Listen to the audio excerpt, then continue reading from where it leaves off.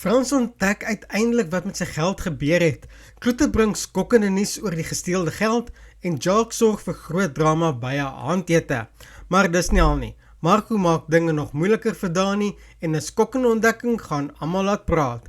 Bly ingeskakel want hier is jou diepe waters voorskou vir 23 tot 26 Maart 2026. Dis Jacques en jy kyk TV praatjies. Vir al die drama, geheime en groot onthullings, teken in, druk die klokkie en kom ons begin. Maandag 23 Maart 2026.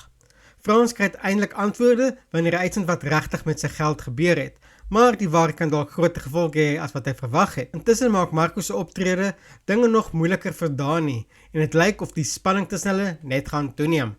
En dan is daar Liam wat net 'n rustige dag af wou hê, maar natuurlik gaan dinge glad nie volgens plan nie. Dinsdag 24 Maart 2026. Die drama rondom die gesteelde geld raak nog groter wanneer Kloete vir Zelda skokkende nuus bring. Terselfdertyd sukkel Jacques en Teresa om dinge met Penny te hanteer en dit begin duidelik raak dat hierdie situasie nie maklik opgelos gaan word nie. En hoewel Marco besluit neem, pla dit Dani meer as wat hy wil erken, al probeer hy maak asof dit hom glad nie raak nie. Woensdag 25 Maart 2026. Marco beland hierdie keer self in die moeilikheid en sit behoorlik in 'n penarie. Aan die ander kant wys Juvan dat hy heeltemal in sy nuwe rol kan uitblink, iets wat beslis nie ongesiens verbygaan nie. Maar die grootste spanning kom wanneer Kloete 'n ultimatum stel en iemand gaan 'n moeilike besluit moet neem.